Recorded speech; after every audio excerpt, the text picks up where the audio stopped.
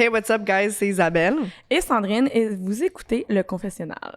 Étienne a passé plus d'1 mois dans un des pays les plus mystérieux au monde, la Corée du Nord. On pourrait pas être plus excité de te recevoir aujourd'hui, Étienne. T'as été touriste, mais t'as aussi été dans toutes les régions de la Corée, ou presque? À peu près toutes les régions de Corée du Nord, les différentes provinces, je les ai faites pratiquement toutes. J'aimerais toutes les faire éventuellement. Elles sont toutes ouvertes. Wow! Mais on a envie d'entendre ton expérience en tant que touriste, mais aussi juste peut-être nous mettre en contexte sur la Corée du Nord, là, pour ceux qui savent pas un peu le contexte politique, puis juste la vie là-bas en général. Ouais. Puis aussi, tu sais, Ouais. les démarches qu'il faut que tu fasses avant d'y aller en tant que, tu sais, Canadien, puis tout, ça prend quoi? C'est quoi faut que tu fasses avant d'y aller?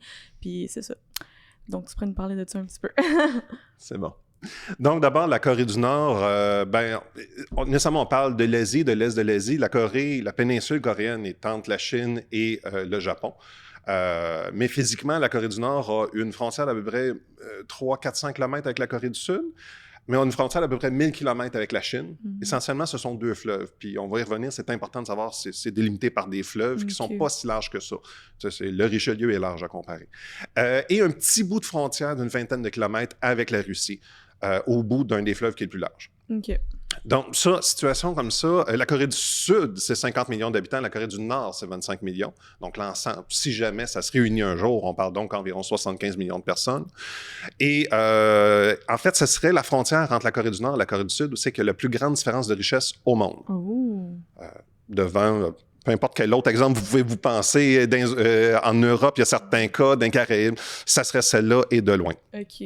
Et à vue de nez, pour votre information, quand on compare la réunification potentielle coréenne, on la compare souvent à la réunification de l'Allemagne qui a eu lieu fin des années 80, début 90. Il y avait une différence de richesse de 4 pour 1 entre les deux côtés de l'Allemagne. Là, on parle d'à peu près 30 pour 1. Donc, c'est beaucoup, beaucoup plus complexe, beaucoup plus cher. Et c'est ça. Donc, Ouais, la famine, c'est un gros fléau là-bas.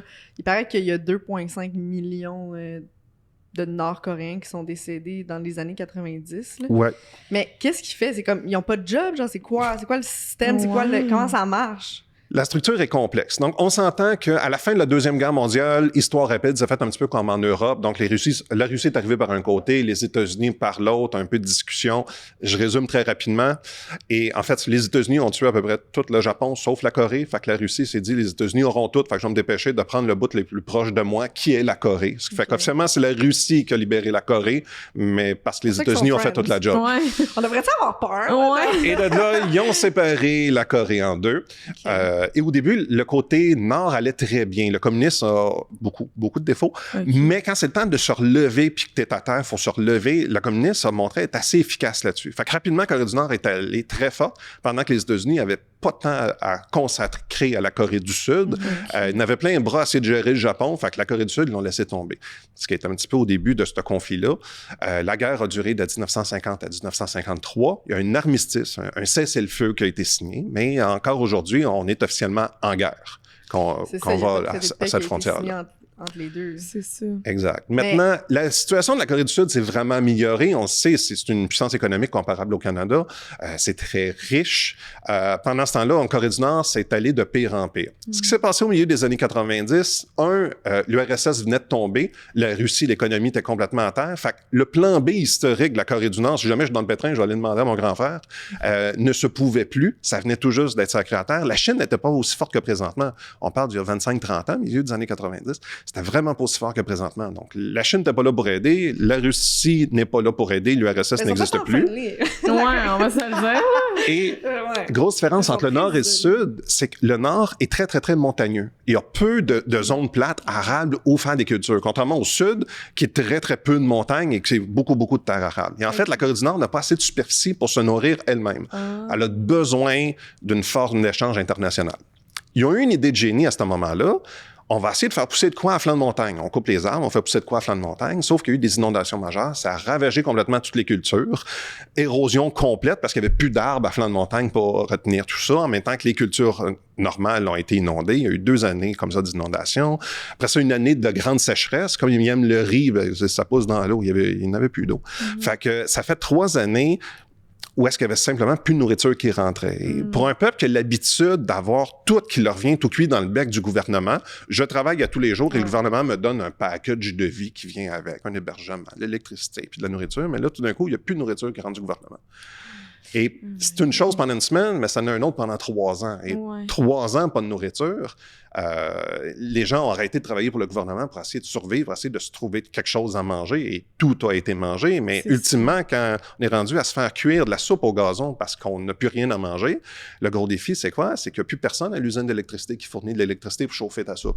Donc, tu arraches le poteau électrique qui ne sert plus à rien parce qu'il n'y a plus d'électricité dans le pays. Il t'en coupe un morceau qui va te permettre de faire une forme de chauffage pour faire cuire ta soupe au gazon. Il en était rendu à ce point-là. C'est là que la Corée du Nord a commencé à comprendre que on ne peut plus compter sur le gouvernement. Tout ce qu'ils nous ont dit, comme quoi qu'on est mieux que tout le monde, puis tout, ça fonctionne pas. Et comme le fleuve est très étroit qui nous sépare avec la Chine, sont allés, surtout les populations près de la Chine, sont allés naturellement traverser le fleuve, puis essayer d'échanger tout ce qu'ils pouvaient en Chine pour ramener des denrées localement. Et de là, la Corée du Nord, dans les faits, pour le citoyen moyen, est devenu capitaliste il y a à peu près 25 ans de ça.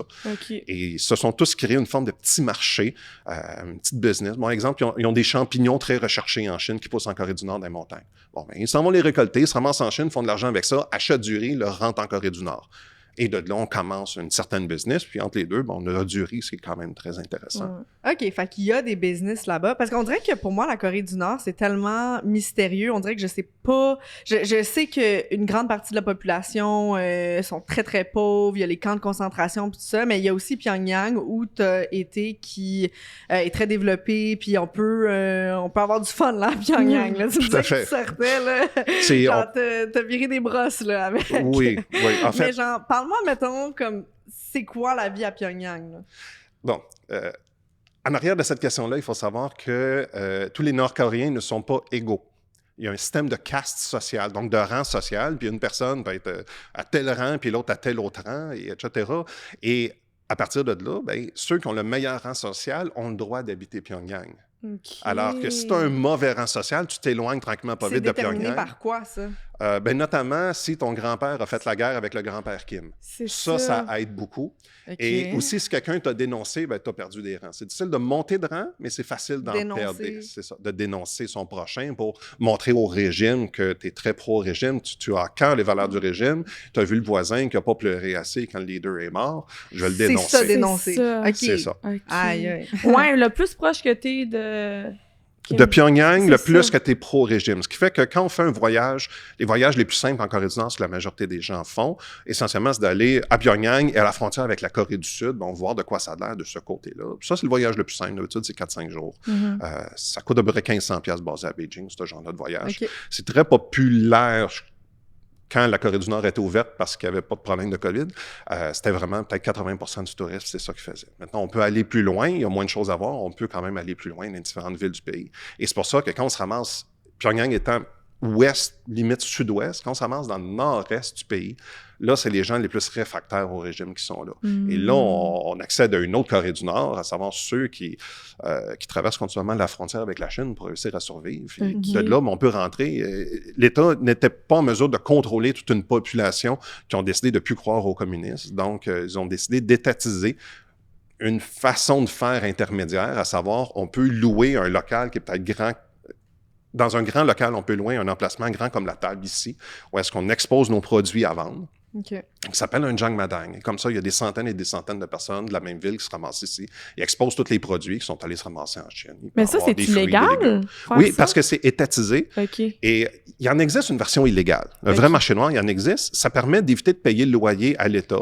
Donc, c'est plus rentable, mais tu peux te faire mettre en prison. C'est ça, si tu te fais attraper, tu sais. Exact. J'en ai visité une fois. On a acheté 6 grosses aubergines pour 25 cents. C'est incroyable. Wow. Mais sinon, des petits bonbons comme j'ai amené ici, si on peut en acheter dans un jangmadang, ça revient un petit peu plus cher, mais je m'étais amusé comme ça à aller faire des transactions. On va goûter à la fin, parce que là, sinon, on va s'en mâcher tout le long. Ça va faire un bruit de fond. Ouais. C'est ça. Mais c'est ça. Donc, on vient aussi à la question de comment est-ce que c'est monté économiquement, parce qu'officiellement, c'est un pays communiste. Mais la structure communiste, elle ne fonctionne pas. Désormais, on ne peut plus avoir une portion de denrées à la fin du mois de la part du gouvernement. Ça ne fonctionne pas. On n'a pas ça. Donc, c'est plus théoriquement communiste, mais dans les faits, pour les citoyens moyens, tout le monde se croit socialiste, mais dans les faits, a sa petite business. Et 80% des familles en Corée du Nord, il y a au moins un membre de la famille qui a sa petite business. Généralement, c'est la femme. OK. Parce que on est obligé de travailler pour l'État, mais quand une femme tombe enceinte et après ça doit élever son enfant, ben, elle a le droit de plus travailler pour l'État. OK. Donc, elle fait ça on the side, genre. Ben, la journée que l'enfant va à l'école, ça lui libère beaucoup de temps. Et de là, ben, elle peut s'adonner comme ça à l'économie de marché. De façon générale, c'est arrivé assez souvent des histoires, par exemple, qu'un homme bat sa femme, la femme endure à tous les jours, puis une année, elle disparaît parce qu'elle s'est fait des centaines et des milliers de dollars, puis elle s'est acheté un package de luxe pour foutre le camp de la Corée du Nord, elle ne croit plus à personne, puis son mari arrive le soir, plus de femme, plus d'enfants, la maison est vide. Ben oui. Ça, c'est arrivé, plus qu'un mari est violent, puis que sa femme fait de l'argent d'un Jang Madang, plus qu'il y a des chances que ça arrive. Puis ça, quand ça arrive, une femme part, tu sais, elle fuit le pays, est-ce que ça fait que son mari, il se fait arrêter? Parce que j'ai entendu parler de comme le 3-generation punishment, tu sais, comme quand tu fais des crimes vraiment sérieux pis tout, c'est pas juste toi pis ta famille qui sont là, c'est comme si tu vas en prison, tes enfants que t'es en prison pis leurs enfants, eux, ils vont être affectés par ça, ils restent en prison. Donc, si tu essaies de t'enfuir, est-ce que tu te fais mettre en prison? Tu te fais tuer? C'est quoi qui se passe? Si tu te fais attraper, tu te fais mettre en prison. Il existe des histoires de pots de vin. C'est quand même un pays extrêmement corrompu. Donc, un pot de vin à la bonne personne, surtout si on s'est bien enrichi dans les marchés. Des fois, on est capable comme ça de donner un pot de vin à la bonne personne. De l'argent, Pour le mari, par contre, sa façon de s'en sortir, on en a parlé, il faut qu'il dénonce. C'est ça. On dirait que t'es pris comme... Là, tu sais que tu veux amener ta famille pour t'enfuir, tu le dis à ton mari... si il te bat pas, puis tu l'aimes, puis tu veux qu'il vienne avec toi. Mais tu sais, tu dis « Ah, je veux partir, on fait ça un plan pour s'enfuir. » Puis le gars, il va te snitch à la place de venir avec toi. Comme on dirait que comme tu vas... on dirait que ça doit vraiment être difficile de s'enfuir. Puis il y a plein de gens dans la ville, puis tu sais, qui sont engagés par le gouvernement là, pour observer... oui, nécessairement. En plus des gens qui vont snitch. En plus de ton monde, il y a des gens habillés en civil, mettons, comme c'est ça. C'est pas drôle, là, c'est vraiment pas drôle, non, mais tu sais, c'est quand même un système vraiment spécial. Là. Oui, c'est un système très spécial, justement, parce que c'est un deux niveaux-là. En fait, il y a un troisième niveau à l'économie qui est quand même intéressant de savoir, juste une petite parenthèse pour clore ce sujet-là, mais oui, on va rembarquer après. C'est qu'il y a un troisième niveau à l'économie, à savoir comment est-ce que la Corée du Nord se paye, par exemple, un parc aquatique au milieu de Pyongyang, qui est réellement très le fun, ou des parcs d'attractions, ou l'arme atomique, ou tout genre de choses qu'ils aiment avoir là-bas.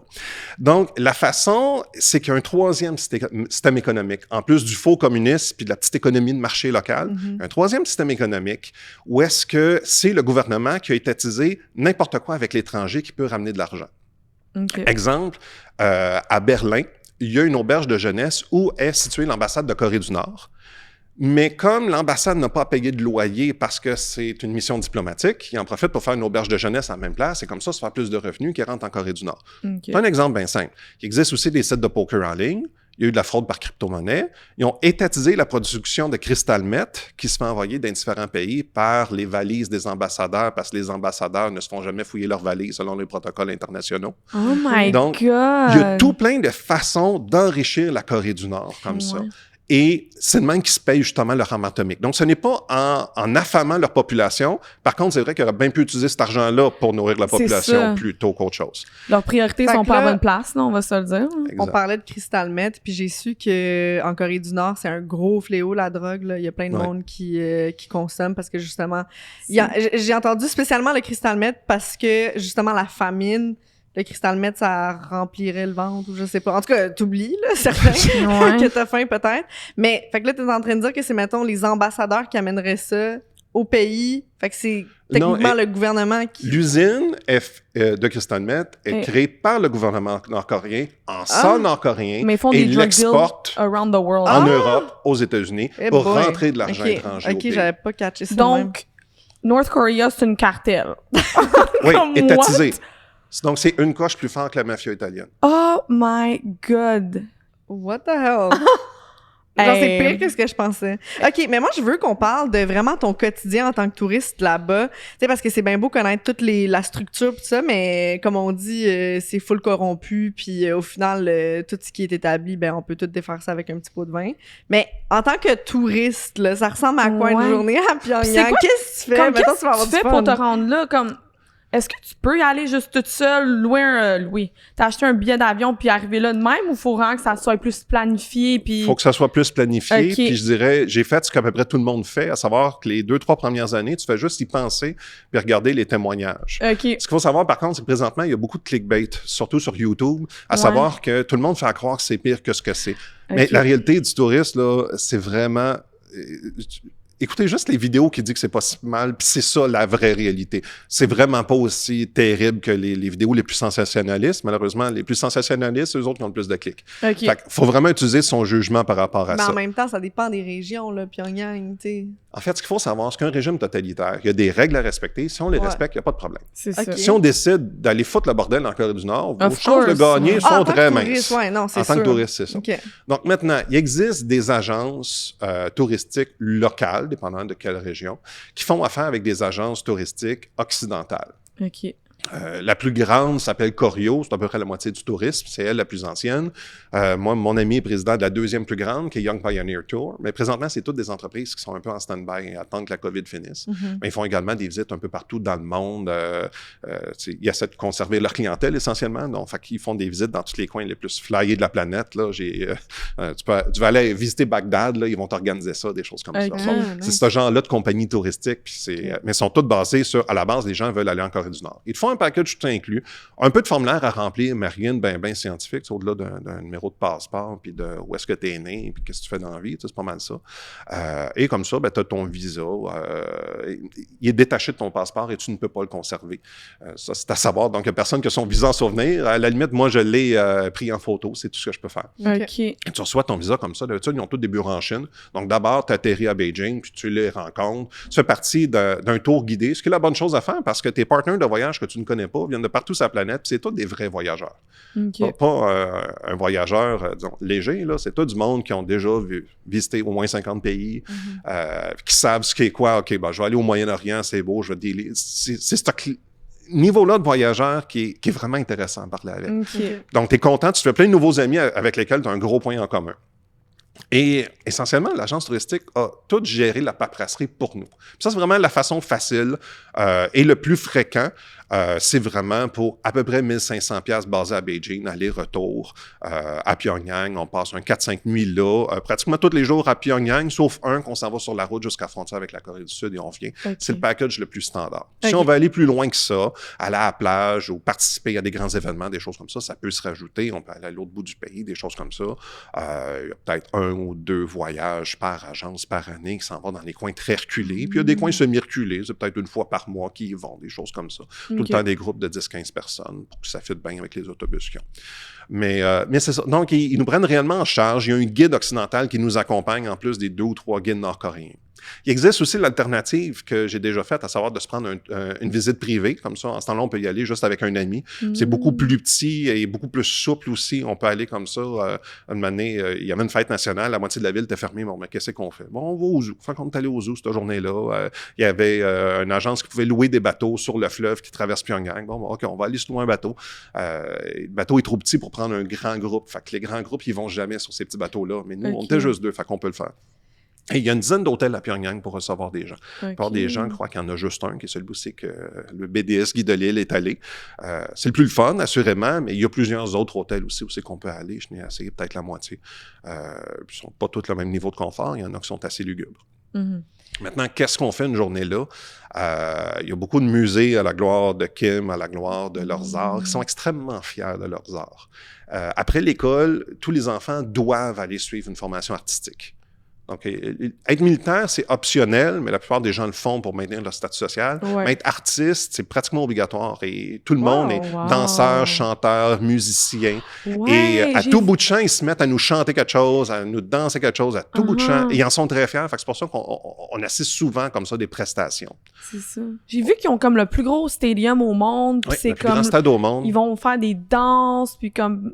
Le plus grand spectacle au monde, selon le livre Guinness, je l'ai vu 3 fois.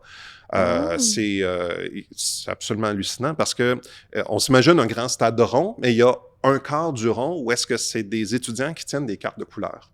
Mais il y en a à peu près 50 000. Ils tiennent chacun une carte de couleur. C'est tout synchronisé parfaitement pour que ça fasse comme des pixels d'ordinateur à toutes leurs cartes de Wow. couleurs ensemble, et ça fait un écran plus grand que Jésus. Ça n'a pas de sens comment est-ce que c'est grand, c'est devant nous, pendant qu'il y a d'autres dizaines de milliers de personnes devant nous qui font différentes prestations. C'est absolument hallucinant. D'habitude, ils font ça. 3 ans, ils le font, 3 ans, ils le font pas. 3 ans, ils le font, 3 ans, ils le font pas. Donc, je l'ai vu en 93 et en 2018. 2 fois en 2018. Donc, mais c'est absolument magnifique. Ça, c'est dans les choses assurément à voir. Mais sinon, ils sont aussi assez fiers de leur monument. Ils ont un arc de triomphe tout juste plus grand que celui de Paris, en l'honneur de leur combat contre l'Empire japonais, parce que selon eux, c'est eux-mêmes qui ont gagné contre le Japon qui avait pris possession de la Corée. Ça n'a pas rapport avec les Russes, ça n'a pas rapport avec les Américains. C'est les Coréens qui ont réussi à libérer la péninsule coréenne. Donc, à cause de ça, il y a un arc de triomphe à côté de à Pyongyang. OK. Il y a certaines places centrales, donc des grands musées. Mais aussi, il y a les parcs d'attractions, les autotamponneuses. Ça, c'est tout le temps drôle de se ramasser une moitié d'occidentaux, une moitié de Nord-Coréens, puis de se foncer On peut avoir dedans. du fun en Corée du Nord. Oui. Et quelque chose que... Bon, il faut comprendre, ils ne sont pas producteurs de pétrole, donc le pétrole est très difficile à avoir à cause de tout l'embargo économique. OK. Et ça fait que c'est le royaume de la microbrasserie. Parce que qui dit microbrasserie, dit que tu n'as pas besoin d'un truck de livraison qui coûte cher de pétrole. Donc, il y a énormément de microbrasseries là-bas.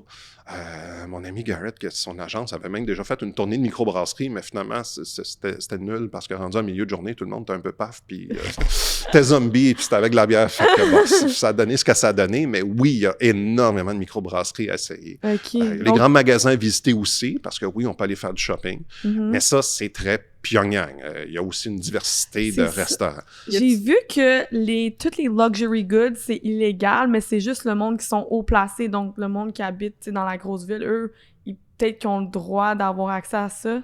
Puis j'ai vu que Kim Jong-un, whatever, lui, il a le droit à ça, mais pas les autres, comme... Ouais, mais en même temps, ils sont collés sur la Chine. Fait que t'as Ouais. toutes les imitations chinoises qui rentrent à la planche, puis maintenant, on ne sait plus c'est quoi qui est l'imitation chinoise à 5$, Ok. c'est quoi qui est le produit de luxe à 500$. Ouais. Ça commence à être très difficile à séparer. Ouais. Par contre, en région, Pyongyang n'est pas sur le bord de l'eau, donc nécessairement, on peut aller soit à la côte est, la côte ouest pour voir de la plage. Il y en a des vraiment très belles. Ils ont de très, très beaux paysages, surtout au niveau de la côte est. Ok. Vraiment très beaux paysages. Il y a un petit village qui a été conçu pour les touristes, mais qui est alimenté par le vrai village à côté. Puis c'est des vraies familles qui habitent là. Puis où est-ce que les touristes peuvent aller dormir chez l'habitant? D'habitude, c'est juste une nuit. Moi, je l'ai fait 2 ou 3 nuits. Mhm. On avait un petit conflit d'horaire, fait qu'on est resté coincé là. Et donc, C'était comment être avec la famille? c'était drôle parce que le petit bonhomme, il avait un peu peur de nous, mais surtout moi, parce que j'étais assez grand. Lui, tout petit bonhomme, puis des fois, il nous voyait, puis il nous fermait la porte en pleine face parce qu'il avait trop peur. Après ça, il paraît venir d'ouvrir, puis non, c'est correct. Bon. Écoutez ces petits bonhommes à 6 h du matin, fait que moi, ça me tentait de faire grasse matinée. Oublie ça, c'est lui qui écoute ces petits bonhommes. Mais il nous avait réservé une section, puis réellement, il s'occupait bien de nous. Ils sont fiers. Ok. Je ne sais pas quoi faire, mais ça a l'air qu'il faut que je m'occupe bien d'eux. C'est ça que le gouvernement m'a demandé. Ok. Puis ils sont fiers de ce qu'ils ont à montrer. Il faut comprendre ça. C'est le cas de bien des pays dans le monde d'ailleurs. Donc, ils sont juste fiers de ce qu'ils ont à montrer. Puis dans telle région, ils sont fiers du produit X. Puis une année, j'étais à une ville qui s'appelle Orion, puis ils sont fiers de leur pêche. Ok. C'est beau, parlez-moi de vos pêches. Il faut un petit peu assumer ça, le fait que des fois, ils vont nous raconter des choses qui ne nous intéressent pas vraiment. Mais moi, ce que je veux savoir, là, c'est que, tu sais, le tourisme a l'air vraiment structuré puis tout. Puis un mythe, peut-être, là, à propos de la Corée du Nord, c'est que, justement, tout est un peu scénarisé puis que quand on s'en va là-bas en tant que touriste, ben, on fait affaire à, justement, un genre de spectacle qui est pas ça la réalité du tout de la Corée du Nord. Toi, comment tu vois ça? Est-ce que tu penses que t'as été... J'ai trop vu de ce pays-là pour que ça puisse réellement avoir lieu, et j'ai vu aussi ce qui est laid de ce pays-là. Ok. Donc, Ok. il aurait voulu me le cacher, c'est pas plus compliqué que ça. J'ai vu des situations. Par exemple, une année, dans le métro, j'ai demandé, d'habitude, ils nous montrent juste les 3-4 plus belles stations de métro. Ok. Mais dans les faits, on peut aller dans chacune des stations de métro, sauf celle qui est vis-à-vis le ministère de la Défense. Là. Mais les autres, on peut y aller. Puis devant moi, dans le métro, il y a un gars, il a de l'air un peu amoché, il manque un bras. Normalement, s'il avait voulu comme ça, tout bien stagé, il m'aurait pas mis quelqu'un qui manque un bras amoché devant moi dans le métro. Ah, mais il pouvait pas savoir à ce moment-là. Mais tu sais, je parle en général, tu sais, même dans le film, là, Interview, tu sais, il Interview. passe, puis c'est comme de la tapisserie sur des magasins. C'est pas des vrais magasins, c'est comme scénarisé pour montrer C'est qu'ils comme un ont des set magasins. télévision que comme c'est ça. c'est un Est-ce fake que c'est grocery comme ça store. ou pas? Il y a des vrais grands magasins comparables, mettons, à un Walmart, une épicerie complète. Là. Ça, j'ai vu l'équivalent de ça à Pyongyang. Il y en a, on peut y aller, on peut magasiner, puis c'est rempli de Nord-Coréens. C'est à coup de centaines de milliers de Nord-Coréens autour de nous tout le temps. Ça commence à être gros à stager tout ça. Mais par contre, le vrai cœur de la vie des gens, c'est les jangmadang. Et ça, donc les marchés publics, c'est que tout le monde a sa petite table. Ça, il y en a juste un qui se visite, puis il n'est pas du tout à Pyongyang, il est complètement à l'autre bout du pays, à l'extrémité nord-est. Mais ça se visite, oui, c'est difficile, mais ça se visite. Donc, c'est sûr, des fois, il y a des choses un peu stagées, comme ils font un beau spectacle, des choses comme ça, tout le monde sourit. Mais en même temps, la vraie vie est là, puis n'importe qui sait regarder pour vrai, le voit la vraie vie, puis il voit bien que, oui, il nous montre le beau building, mais l'autre qui est en arrière-plan, juste là, il est démoli.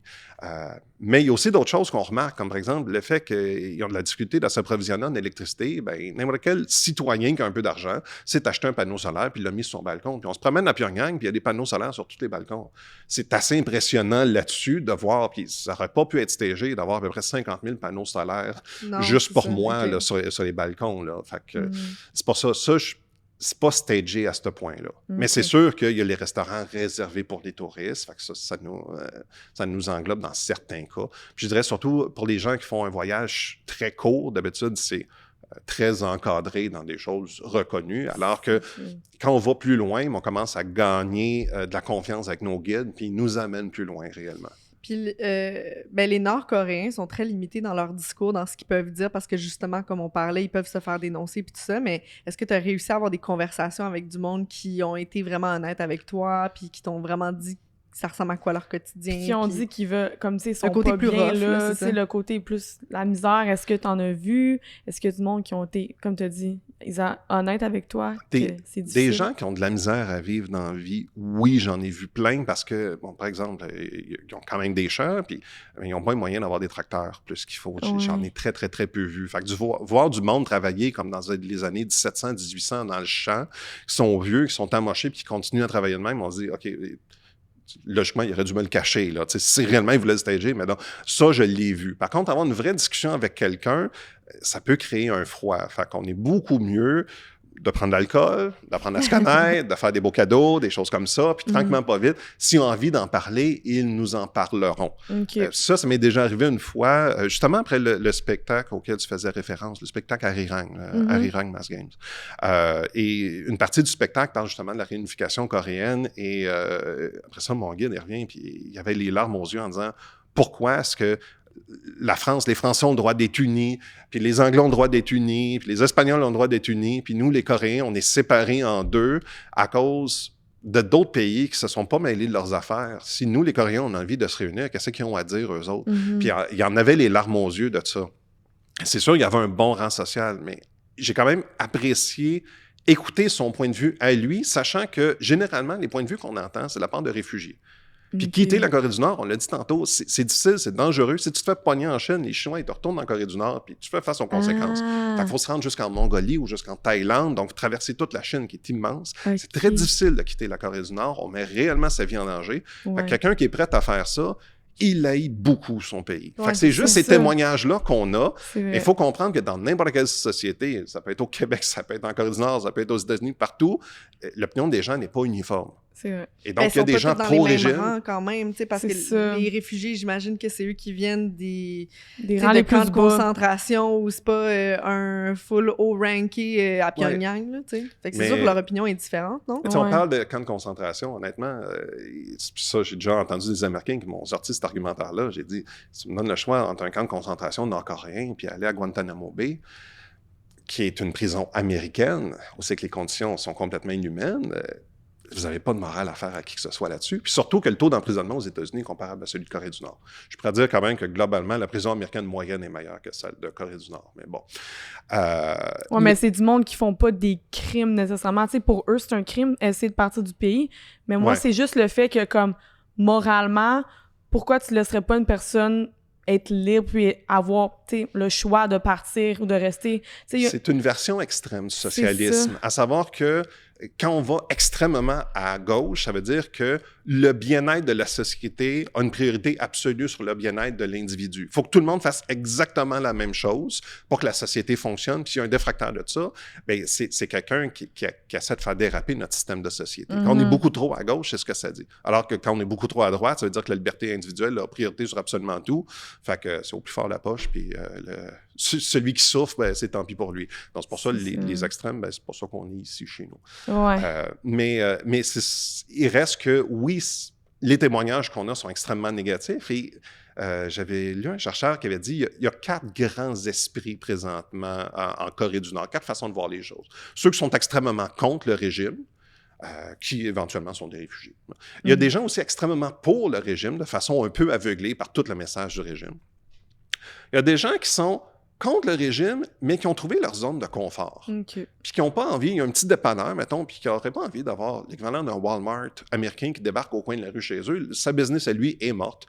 Et il a sa zone de confort, il est bien avec son monde, avec sa famille autour de lui. Il n'a pas envie de laisser ça tomber à cause d'un régime qui, au final, avec un bon pot de vin, on est capable de le contourner. Okay. Puis il y a d'autres gens qui sont au courant de la situation de la Corée du Nord, qui savent c'est quoi qui est bien et c'est quoi qui est mal de la Corée du Nord, puis d'une façon éclairée, ils se disent malgré tout, c'est plus ça que j'aime qu'une alternative comme les États-Unis, selon moi. Okay. Donc, il y a des gens qui sont quand même très éclairés là-dessus. Maintenant, il n'existe aucune statistique de proportion de chacune de ces 4 classes. Oui, puis est-ce qu'ils savent vraiment ce qui se passe à l'extérieur? Tu sais, pour dire qu'ils sont heureux là-bas, est-ce que... Tu sais, je suis pas mal sûre qu'à l'école, ils apprennent pas nécessairement notre mode de vie au Canada. C'est ça. Fort probablement s'ils savaient que non. vraiment... Et d'ailleurs, les Nord-Coréens sont très critiques quand ils voient des images qui viennent de l'étranger. Bon, par exemple, une rencontre avec, mettons, des athlètes nord-coréens qui rencontrent des athlètes sud-coréens, puis ils font une petite rencontre les deux ensemble, puis toutes les fois, les Nord-Coréens réalisent, coudonc, ils sont donc bien grands, eux. Et le Nord-Coréen moyen mesure à peu près 15 cm de moins que le Sud-Coréen moyen. Ça, c'est à cause de la famine. En fait, je dirais surtout présentement, manque de diversité alimentaire. OK. Ils ont de la nourriture, mais pas assez pour bien grandir. OK. Fait que oui, ça, c'est quelque chose qui marque à toutes les fois comment ça se fait que les autres sont grands de même. Quand il y a des images, bon, OK, ben telle délégation d'athlètes sont allés en Corée du Sud, ils les ont filmés. Les Nord-Coréens, ils ne regardent pas la délégation d'athlètes, ils regardent dans l'arrière-plan comment ça se fait qu'à ce point-là, tant de gratte-ciel. Comment ça qu'à ce point-là, plein de voitures partout, que tout le monde s'habille de façon beaucoup moins encadrée que dans notre pays, avec des coupes de cheveux. Comment ça qu'il s'éteint les cheveux rouges, lui? Coupe de cheveux, parlons-en! Il y a 28 coupes de cheveux officielles en Corée du Nord. Non? Ouais. Je crois. Je sais pas, il y en a plus pour les femmes que pour les hommes. Les hommes, je pense que c'est 14 ou quelque chose comme ça, c'est moins, là, ou 7. Je m'en suis fait faire une fois. J'ai un de mes amis, il a les cheveux longs frisés. Mon ami Nicolas, et il s'est fait faire une coupe de cheveux radicale en Corée du Nord. Je pense qu'ils n'ont jamais vu ça. Elle avait sa petite poubelle, puis on l'a remplie au complet. Il n'avait jamais vu ça, un Nord-Coréen, avoir à couper des cheveux de gars de même à ce point-là. Mais oui, on peut aller même au salon de coiffure. La plupart des hôtels en ont. Des salons de coiffure. C'est très facile à faire. Là, quand on a du temps libre à l'hôtel, on va au salon de coiffure. Mais oui, c'est très encadré parce que c'est la façon politiquement correcte. Comme, par exemple, une adolescente, d'habitude, elle a les cheveux longs, mais qui finissent à peu près ici aux oreilles. C'est on très, dirait très, que très c'est comme encadré. des années 70, 50. On dirait que c'est comme stuck in time, comme toutes les haircuts de femmes, j'ai vu, là, puis j'étais comme, oh my God, c'est tellement comme... Tu sais, c'est vraiment différent que, tu sais, des longs cheveux, comme que c'est comme un peu la mode en ce moment. Mais une autre chose que j'ai vue, c'est que, tu sais, ils laissent pas les Nord-Coréens sortir du pays parce que, comme tu as dit, quand le monde, ils sortent, ils voient qu'est-ce qui manque, ils voient que c'est vraiment plus peut-être avancé, qu'il y a plus d'options, que le monde sont plus libre. Donc, ça serait un peu la raison pourquoi ils veulent pas tant que le monde sorte du pays parce qu'ils savent qu'ils vont pas vouloir revenir in a way, tu comprends? Oui, mais encore là, ce qui est spécial, c'est que les réfugiés qui se ramassent jusqu'en Corée du Sud, il y a une différence d'accent. Okay. Et puis, je ne m'y connais pas en langue coréenne, mais il paraît que la différence d'accent est pratiquement aussi forte que la différence entre le français de France et le français québécois. Okay. Donc, c'est très difficile de cacher le fait qu'on vient de Corée du Nord. On est plus petit, on n'a pas le même accent. Et en arrivant en Corée du Sud, le gouvernement sud-coréen a décidé d'être très, très, très généreux et de donner un beau package de bienvenue. Et dépendant d'où est-ce que tu en es dans ta vie, va faire ce qu'il faut pour que tu puisses continuer ta vie. Un exemple bien simple, je regarde à votre âge, ils vont dire, OK, est-ce que tu as eu une bonne éducation à l'université? Puis on s'entend que d'être ceinture noire dans l'histoire de la famille des Kim, ça compte pas grand-chose, puis c'est souvent ça qu'ils étudient. Bon, OK, c'est beau, ça te tente d'être bon en informatique, c'est beau. On va te payer l'université, tu auras ton bac en informatique, puis après ça, tu vas pouvoir contribuer en tant qu'informaticien. OK, parfait. Sauf que c'est comme aux États-Unis, la Corée du Sud. Puis l'université, c'est du 50 000 $ par an. Puis quand le Sud-Coréen, avec ses impôts, doit payer l'université des Nord-Coréens, alors que lui-même n'a pas les moyens de payer sa propre université parce que c'est 50 000 $ par an, il commence à être fâché pas mal. Et il y a des... Ils commencent à moins les aimer, les Nord-Coréens, parce qu'il y en a beaucoup qui ont reçu des gros packages pour les aider dans la vie, puis ils ont l'impression que c'est à leur détriment. Fait qu'à cause de ça, les Nord-Coréens sont très exclus. Des fois, ils ont l'impression d'avoir vendu leur ancienne vie avec leur famille, leurs amis, pour de l'argent. Puis ça crée un peu de tristesse présentement là. Fait qu'à cause de ça, c'est pas tous les Nord-Coréens qui veulent réellement s'en aller. Puis avant la COVID, la frontière est encore très poreuse avec la Chine. Nécessairement, comme c'est la Chine qui a starté la COVID, on devine que Kim a voulu fermer la frontière. Il n'y a pas les moyens d'avoir 25 millions de malades sur son territoire. Mais c'était rendu très poreux. Puis j'ai vu des rapports pour 100-200$. On pouvait acheter le pot de vin pour faire le commerce avec la Chine, puis aller en Chine 2 jours, puis rentrer. Puis les gens qui ont leurs bonnes économies là, qui ont leur vitesse de croisière, puis ils gardent tous leurs amis, leurs familles, puis ils réussissent à s'enrichir. Tu sais, quelqu'un qui se fait 500$ par mois vit très, très, très richement là-bas. Là. Puis ils savent très bien qu'en Chine, pour 500$ par mois, t'es très pauvre. Fait que c'est peut-être ça ma zone de confort à moi. Ça rentre dans une de ces autres catégories-là de Nord-Coréens. Puis en tant que touriste là-bas, est-ce que tu te sentais observé? Est-ce que tu te sentais jugé? Non, mais dans le sens, je parlais plus du côté gouvernement. Est-ce que tu te sentais observé par le gouvernement? Ouais. Okay. Mais, en fait, vous deux, ça irait beaucoup mieux que pour moi. Parce que, les cheveux blonds, ça fascine. Et eux autres, ils ont tous les cheveux noirs. Donc, les cheveux blonds, un peu boucliers, ça fascine. Puis vous êtes des filles, vous êtes beaucoup moins intimidantes que moi, qui mesure pratiquement 2 mètres. Je suis gros, je pourrais être genre soldat undercover. Et ça prend beaucoup de monde pour m'immobiliser. Tu sais, comme mettons... Pierre sont petits. C'est ça. Il en faut 6 après toi. Puis tu sais, en plus, ils me regardent aller, puis ils ont peur, je les juge, mais c'est parce que des fois, les cartes de porte, je passe pas. Là. Des fois, les plafonds, dans certains endroits, je passe pas. Même dans les hôtels. Pour des personnes plus petites? Puis oui, j'ai déjà défoncé une chaise d'un hôtel. T'es pas capable de prendre mon poids, là, tu sais. Fait que j'ai dit ça. Et puis ils ont peur. OK, ben là, ils vont dire que nos chaises sont mal faites. Hein? On est une gang donc, ils n'aiment pas ça. Alors que vous deux, les gens seraient juste fascinés de vos cheveux puis ils aimeraient ça. Une coupe de cheveux spéciale qu'ils n'ont pas vue. Ça, c'est vraiment différent. À la limite, une petite mèche rouge, là ils capotent bien raide. J'arrive avec les cheveux roses, genre. Fait que ça, c'est tout le temps amusant là-dessus. Alors que... puis d'ailleurs, dans les hôtels, il faut juste prendre pour acquis qu'ils veulent être certains qu'il n'y a pas de militaires undercover qui rentrent dans le pays. Okay. C'est ça leur stress. Donc, moi, je prends tout le temps pour acquis que je suis sous écoute à l'hôtel en tout temps. On regarde en arrière de la table de chevet, puis la table de chevet contrôle aussi l'éclairage. Il y a une radio dedans, mais il y a une couette de fil sol gros qui sort. Fait il y a sûrement un micro là-dedans. Je le prends pour acquis, mais j'ai rien à cacher. Je ne suis pas un militaire undercover.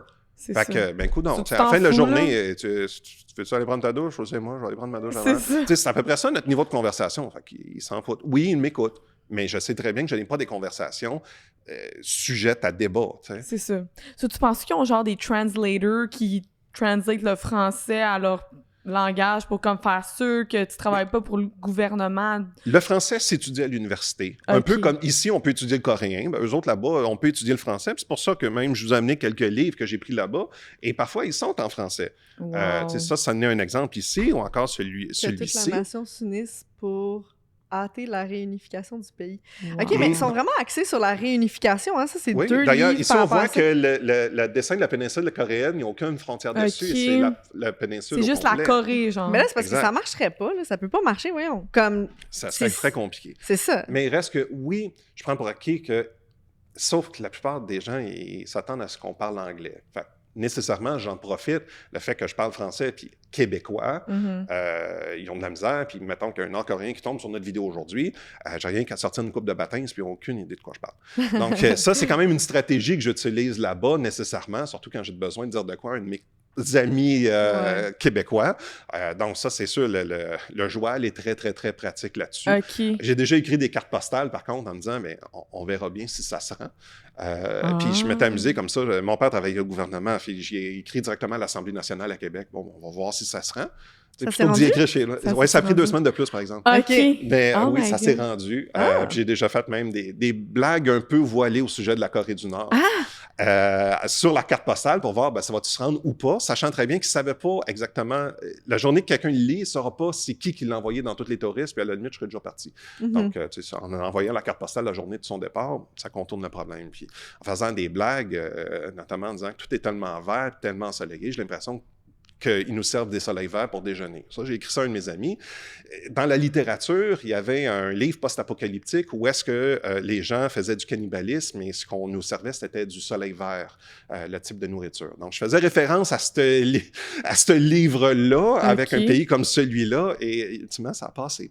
Donc, la carte postale s'est rendue. Ils comprennent pas. You're playing with Le fire. sarcasme. D'ailleurs, quand on va là-bas, c'est un des cadeaux qu'on peut... Quelqu'un nous dit « ramène-moi n'importe quoi de Corée du Nord », l'idéal, c'est la carte postale. Ça prend 2-3 semaines à rentrer, mais tu reçois une carte postale. Déjà, on n'en reçoit plus de nos jours, des vraies cartes postales. On reçoit une carte postale de Corée du Nord, puis à Lando, des fois, c'est, mettons, la Maison-Blanche qui explose, des choses comme ça. Fait que c'est le cadeau à faire, idéalement. Puis toi, c'était quoi ton objectif là-bas? T'es-tu juste allé par curiosité ou t'as vraiment une mission derrière ça dans ta tête? Ou la première fois, c'était de la curiosité. Okay. Je m'étais réservé toutes mes vacances au boulot, puis voyage autour du monde, axé sur l'Asie, puis j'ai vu si c'était possible d'aller en Corée du Nord, de là, donc je me suis renseigné, puis j'ai fait le petit voyage standard, un petit 5 jours, et bon, j'étais content, j'étais vraiment impressionné. Je suis revenu, j'ai fait une vidéo YouTube en 2013-2014, et tout le monde, comme je l'ai tout fait en français, tout le monde m'a pris comme étant l'expert de la francophonie au sujet de la Corée du Nord, parce que j'étais allé 5 jours. Et on me posait des questions extrêmement pointues que j'avais aucune idée comment répondre. Fait que je me suis mis au défi de savoir de quoi je parle. De là, je suis retourné en 2015 et je voulais faire toute la Corée du Nord et ce n'était pas possible compte tenu des trajets. Okay. Mais j'ai trouvé 2 trajets de suite qui me permettaient de le faire. Donc, je suis allé une deuxième fois en 2015 pour faire Pyongyang étendu avec toutes les villes des régions autour de tout ça. Et après ça, je suis retourné en Chine un petit 2 jours pour rentrer une 3e fois en Corée du Nord. Et là, je suis allé notamment avec Michael Spavor, un des 2 Canadiens qui a été incarcéré en Chine pendant 3 ans. Il a sorti l'automne dernier. Donc, j'étais avec Michael Spavor, qui est un des top gourous mondiaux de la Corée du Nord. Qu'est-ce qui s'est passé pour qu'il se fasse... les Chinois avaient des comptes à régler avec le Canada.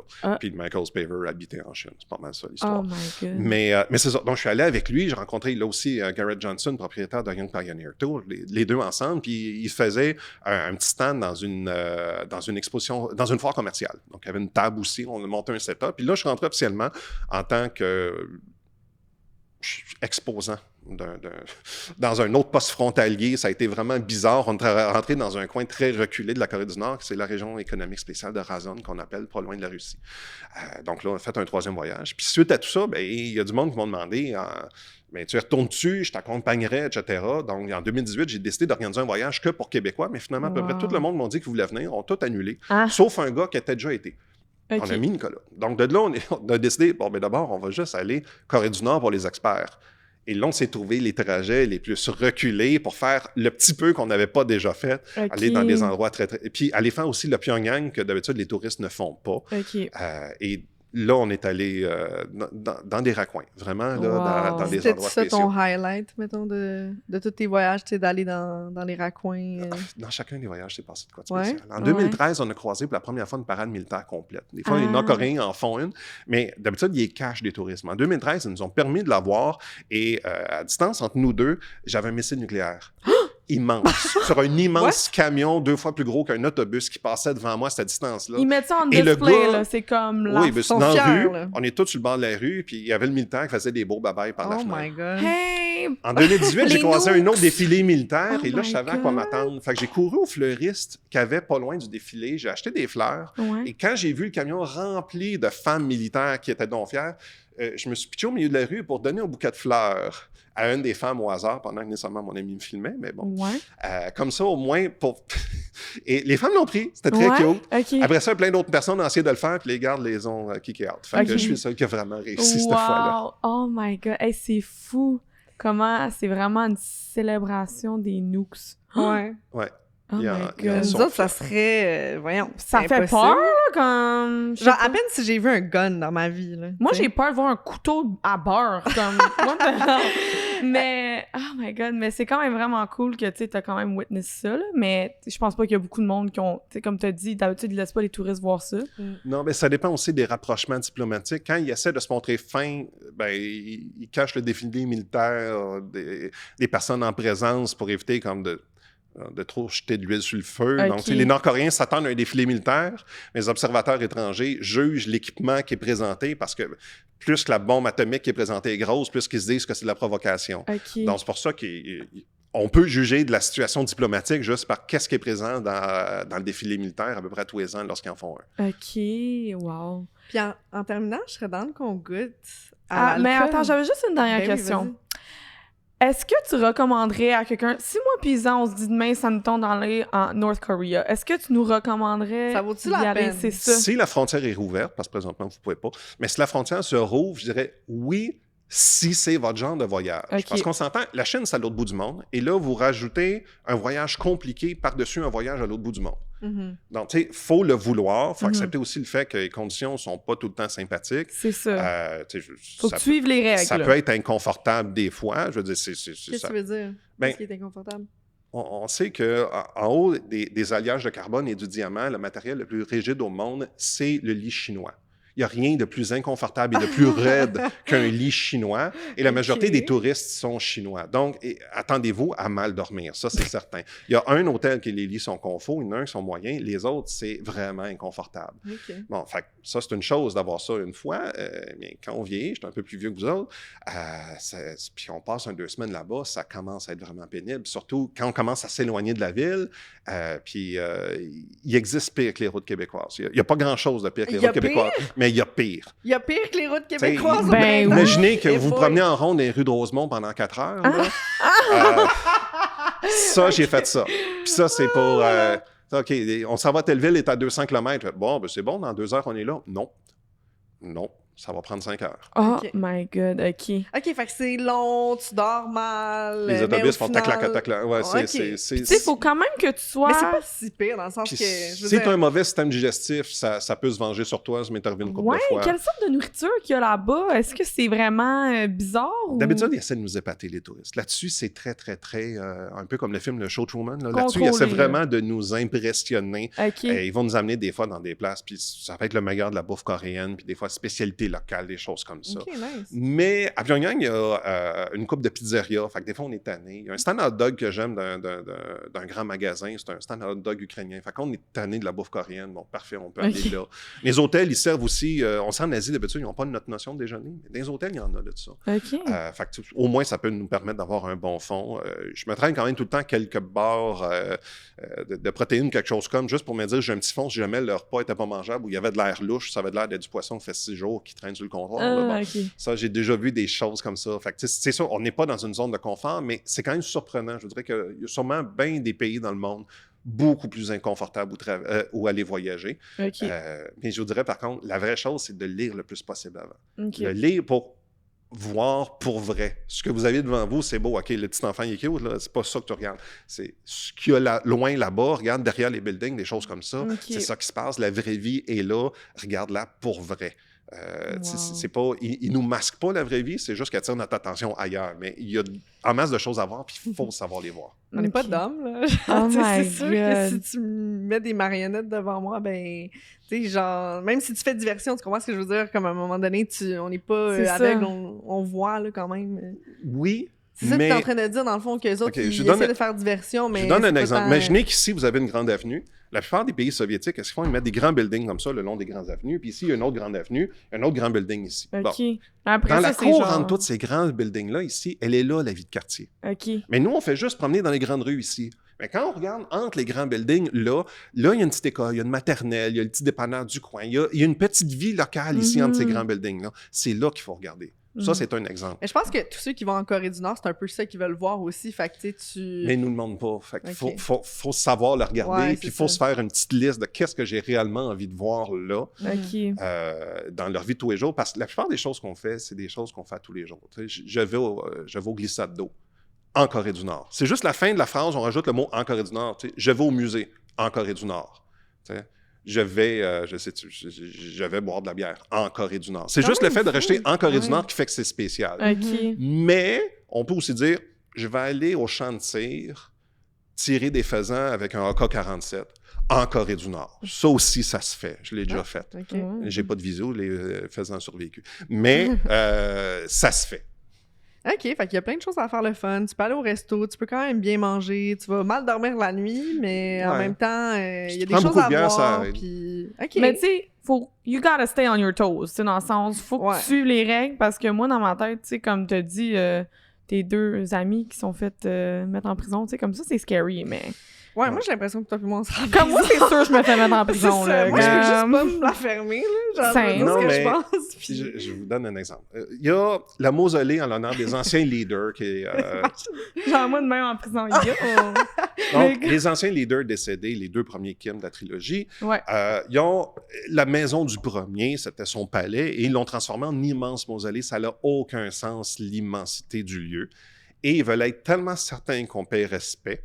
Nécessairement, aucune caméra ne peut rentrer, puis ils nous passent au rayon X 25 fois pour être certain, mais ils nous passent aussi dans une soufflerie pour être certain qu'on ne rentre pas de poussière à l'intérieur, et dans une machine automatique à brosser nos souliers pour être certain qu'ils n'amènent pas de poussière à l'intérieur avant de les emballer dans une emballeuse automatique à souliers. OK. Wow. Et là, on peut rentrer à l'intérieur, déposséder de toutes nos caméras et tout. Donc ça vous donne une idée. Essayez pas de rentrer une caméra à ce moment-là. Ouais. C'est vraiment, vraiment un sujet sensible pour eux autres. Ouais. Donc, ça vous donne une idée. Il y a des choses qu'ils n'aiment vraiment pas. Par contre, ce qui est surprenant, c'est que je dirais 90-95% des fois, je peux prendre des photos en Corée du Nord. OK. Je suis très peu bloqué. J'ai pris beaucoup de photos là-bas. On est très, très peu limité. Quand on voit des reportages qui disent l'inverse, surtout des vidéos YouTube de gens qui sont allés, ils mentent. C'est pas plus compliqué que ça. On peut prendre beaucoup de photos là-bas. OK. Intéressant. Hey, ben, c'était incroyable. C'était vraiment le fun d'entendre ça de comme une personne en vrai, parce que comme tu dis, online, c'est toujours exagéré, c'est comme vraiment, tu sais, ça fait peur, là, mais là, c'est le fun de voir les 2 côtés de la médaille, puis que c'est quand même un beau voyage, puis que t'as aimé ton expérience, donc c'est cool de voir ça. Puis en terminant, t'as aussi fait la première poutine en Corée du Nord. Oui, je m'étais mis au défi d'essayer de faire quelque chose de drôle. OK. Donc, Puis ils ont goûté, les Nord-Coréens? oui, en fait, ça a un peu dérapé, cette histoire-là, parce que, d'abord, avant de rentrer en Corée du Nord, je voulais aller en Mongolie, donc j'avais un problème de conserver mon fromage en grains frais. Donc, je me suis trouvé un endroit en Chine qui n'avait. Il provenait du New Jersey. D'habitude, le fromage en grains, c'est bon 1 semaine. En tout cas, eux autres, c'est bon pour 1 an et demi. Fait que, j'ai rempli de produits chimiques américains. C'est ça! Je me suis pris un thermos chez Maxi avant de partir, puis quelques ice packs, puis c'est comme ça. Mon fromage a toffé. 3-4 jours en Mongolie. Après ça, je rentre en Corée du Nord à partir, arrêt rapide à Beijing, je rentre en Corée du Nord. Et au bout de 2 jours, je finis par pouvoir. Et là, ils ont dit, c'est un grand chef d'un restaurant. Et là, je me ramasse à avoir donné un cours de cuisine à une gang de filles de 25 ans qui apprennent à cuisiner, qui apprennent à être chef cuisinière dans un restaurant de Pyongyang qui est dans le nouveau quartier. Et j'ai fait une vidéo YouTube. Si vous googlez Pyongyang Poutine, là, pas celle au sujet de Vladimir Poutine, mais bon. D'ailleurs, toutes les fois que Poutine discute avec les Nord-Coréens, j'ai plus de vues sur cette vidéo-là.